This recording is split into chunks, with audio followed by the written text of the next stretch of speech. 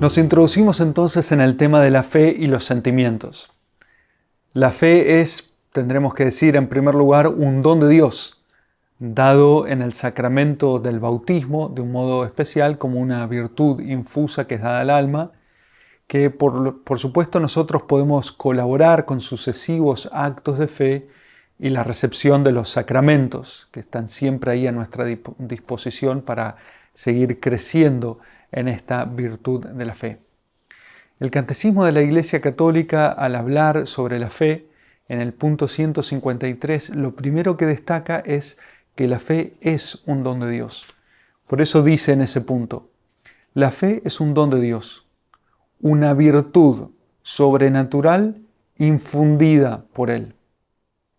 Para dar esta respuesta de la fe es necesaria la gracia de Dios que se adelanta y nos ayuda, junto con los auxilios interiores del Espíritu Santo que mueve el corazón, lo dirige a Dios, abre los ojos del Espíritu y concede a todos gusto en aceptar y creer la verdad.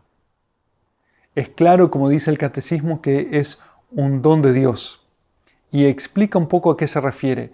Es una gracia recibida, infundida en nosotros como virtud, es decir, una segunda naturaleza, una virtud que no adquirimos por la repetición de actos como en general adquirimos todas las virtudes, sino que es infundida en el corazón, pero se vuelve en nuestra alma una segunda naturaleza que nos lleva a actuar con espontaneidad y naturalmente en nuestra vida de fe.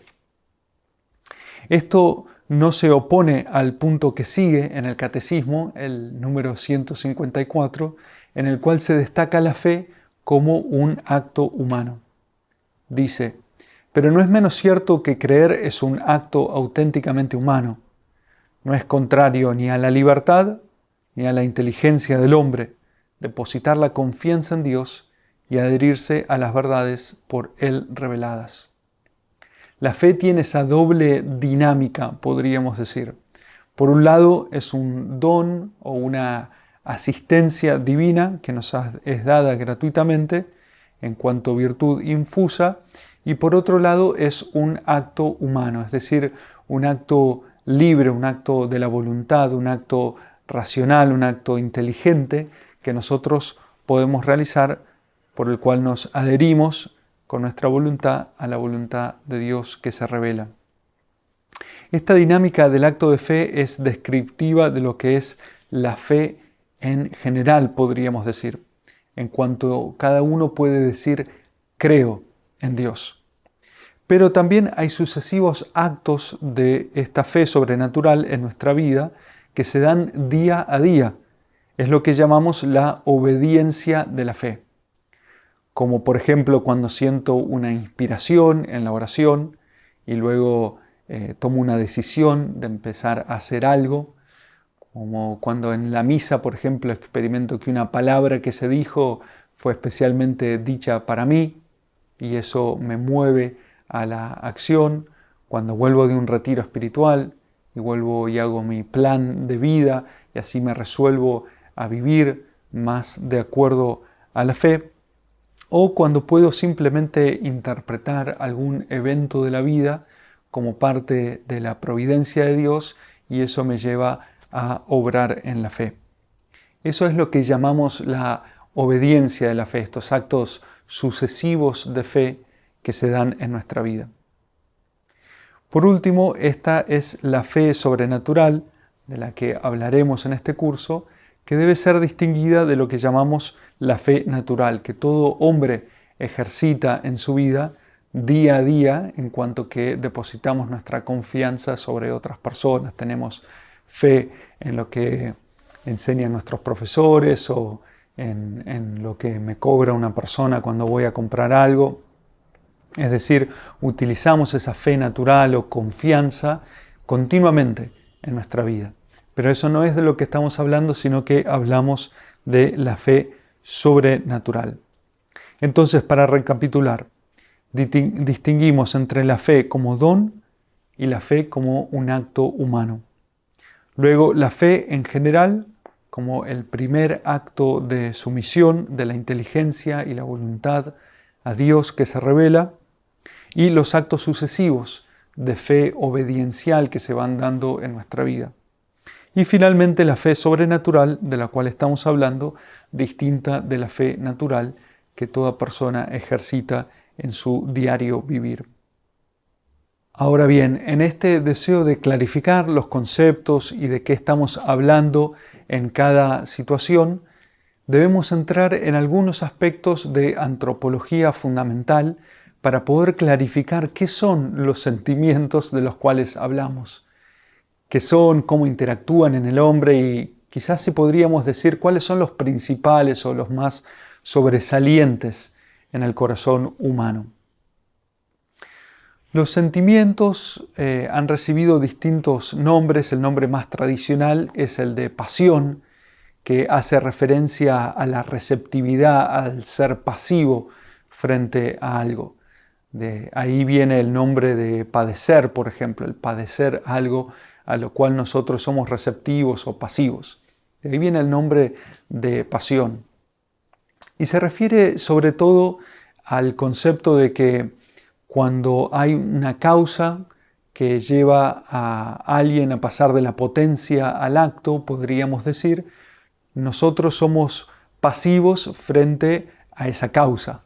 Es decir, si un perro ladra y yo siento miedo, bueno, yo soy pasivo de algún modo, lo que genera ese sentimiento en mí es el ladrido del perro. Por eso el nombre de pasión, que ha sido el que más se ha utilizado tradicionalmente. Sin embargo, en estos tiempos el nombre de pasión ha tomado otra connotación distinta a ese sentido original que tenía, que no es tan útil para nosotros en lo que estamos hablando acerca de los sentimientos en este curso en particular. Hoy por hoy las pasiones tienen como un sentido negativo, se refieren a, por ejemplo, me dejé llevar por mis pasiones o esta persona es muy pasional. Cuando decimos eso, en general tiene una connotación negativa, una persona que no supo controlar sus emociones o sus pasiones, podríamos decir. Entonces no nos ayuda tanto este nombre, vamos a unificarnos en el nombre de sentimientos u emociones en algunos momentos. Pero esos son los nombres que usa Newman en sus sermones. Habla de los sentimientos y habla de las emociones religiosas. Ambos conceptos los usa de modo intercambiable. Durante este curso vamos a unificarnos en el nombre de sentimientos, dado a las distintas connotaciones que las otras palabras pueden tener. Entonces, ¿qué son los sentimientos? Los sentimientos son parte de lo que podríamos llamar el apetito sensitivo o sensible. El apetito sensitivo es la inclinación interior que nosotros tenemos hacia objetos sensibles, particulares, fuera de nosotros, que son percibidos por los sentidos exteriores y los sentidos interiores. A diferencia del apetito racional o la voluntad, que es atraída no por objetos particulares, sino, por ejemplo, por la verdad o por el bien, y es capaz de moverse incluso en ausencia de objetos particulares. Pero hay en nosotros una tendencia hacia objetos particulares que nosotros percibimos, nuestros sentidos internos perciben como atractivos o nocivos, para poder reaccionar de distinto modo frente a la presencia de estos distintos objetos. Esto también produce en nosotros una repercusión fisiológica, podríamos decir, en nuestro cuerpo. Es decir, cuando uno siente miedo, se le acelera el pulso o empieza a transpirar. Son distintas repercusiones fisiológicas que estos sentimientos tienen en nuestro cuerpo. Pero tampoco se dan sin pasar y sin ser regulados de algún modo por las facultades superiores del alma espiritual, que son la inteligencia y la voluntad.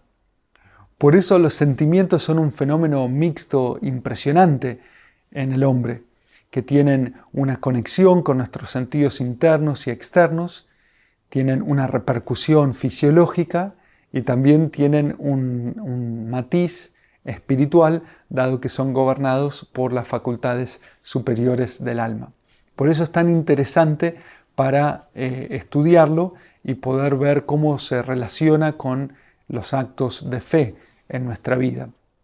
Porque nos guste o no, los sentimientos, este nombre que les hemos dado, nos afectan nuestra vida de fe, nos guste o no. Por eso es tan importante reconocerlos. Bueno, para sintetizar y cerrar esta primera parte, es bueno ahora entonces hablar sobre los sentimientos esenciales, cuáles son aquellos que son más comunes a todo hombre y que podríamos definir de algún modo para poder tener una idea de qué estamos hablando mejor. Hay 11 que se llaman las 11 pasiones esenciales que vamos a poder ver en un cuadro para poder entender mejor de qué estamos hablando. Las funciones del apetito sensitivo son dobles, lo que llamamos el apetito concupiscible y el apetito irascible, que afectan a la persona para poder defenderse y preservarse. Por eso tenemos estas dos funciones del apetito sensible. El apetito concupiscible actúa a modo de apetito receptivo en cuanto a lo que es deleitable o nocivo y debe ser evitado. El apetito irascible empuja a un esfuerzo de acción violenta, de ataque o de resistencia, según corresponda, ante las dificultades u obstáculos que hacen áridas nuestras acciones. Estas 11 pasiones fundamentales o sentimientos son los 11 modos que el apetito humano tiene de situarse frente al bien y al mal en sus diversas formas. Los sentimientos del apetito concupiscible son amor, odio, alegría, tristeza, deseo y aversión. Y los del apetito irascible son esperanza y desesperación, audacia, temor e ira o cólera. El siguiente punto que vale la pena remarcar es la madurez afectiva de nuestro Señor Jesús. Él es verdadero Dios y verdadero hombre. Y en cuanto verdadero hombre, lo dice Juan Pablo II, por ejemplo, Él revela el hombre al hombre. Es decir, Él vivió en perfecta armonía todo esto de lo cual estamos hablando, toda la vida afectiva o de los sentimientos, y en esa armonía se vuelve un ideal para nosotros, un ideal para todo hombre, varón y mujer, de esta interioridad y de cómo armonizar estos sentimientos para ponerlos a disposición de nuestra fe. No tenemos datos directos de la interioridad o afectividad del Señor, dado que Él nunca nos habló directamente de estos aspectos más psicológicos de su persona. Pero sí que leyendo los evangelios y mirando su vida, podemos ver muy claramente esa madurez afectiva en Él a través de lo que podríamos llamar datos indirectos, de la ausencia de ciertas cosas o de cómo reaccionó frente a distintas situaciones que demuestran esa madurez afectiva. En primer lugar, vemos una ausencia de conflicto en el Señor. No fue una persona conflictiva como nosotros decimos. Simplemente entró en los conflictos que era necesario entrar y lo hizo con una decisión muy intencional. Pero no como una persona conflictiva que actuó desde heridas de ningún tipo, sino que se ve en él una vivencia serena de su emocionalidad y sin sobresaltos, una armonía. No se ve tampoco ninguna conciencia de inferioridad en ningún momento. Tampoco una necesidad de mostrar su masculinidad o su identidad o quién era. Sabemos que todos esos deseos de demostrar tratar de ratificar algo frente a los demás surgen de un cierto temor o desconfianza en la propia identidad. También vemos una madurez correspondiente a su edad en cada etapa. El mayor ejemplo de esto es a los 12 años, cuando él es perdido por sus padres y hallado en el templo. Y en el momento de ser hallado en el templo se lo ve hablando con los doctores de la ley de un modo muy maduro e inteligente, pero no es ese el signo de la madurez, sino la respuesta que da a sus padres. Dice, ¿por qué me buscaban? ¿No saben que yo debo dedicarme a las cosas de mi padre? Es decir, una perfecta conciencia de lo que él tenía que hacer como un hombre y un judío ya consagrado a Dios en edad de madurez, que se encuentra en el templo dedicado y consagrado a las cosas de Dios. Así vivió esa madurez afectiva durante toda su vida de acuerdo a su edad.